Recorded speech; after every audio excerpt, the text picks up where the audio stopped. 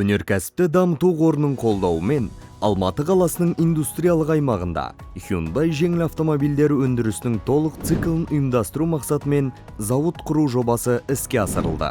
Зауыттың ауданы 34.000 шаршы метрді құрайды. Және де дәнекерлеу, бояу, құрастыру, пластикалық бөлшектерді бояу және автокомпоненттер қоймасынан тұрады.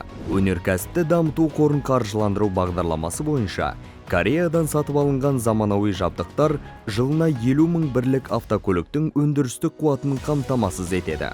Кәсіпорын келесі автомобиль модельдерін шығарады: Hyundai Accent, Hyundai Elantra, Hyundai Sonata, Hyundai Creta, Hyundai Tucson, Hyundai Santa Fe және Hyundai Palisade.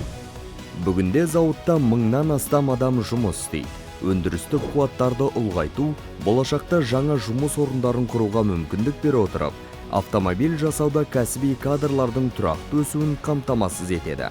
Hyundai Trans-Қазақстан зауытының құрылыс жобасы бизнестің жол картасы 2025 мемлекеттік бағдарламасы аясында жүзеге асырылды. Зауыт отандық автоөнеркәсіпті дамыту үшін стратегиялық нысандардың бірі болып табылады. Ішкі нарық пен ТМД елдеріне экспорт үшін автомобильдердің жоғары технологиялық өндірісін қамтамасыз етеді.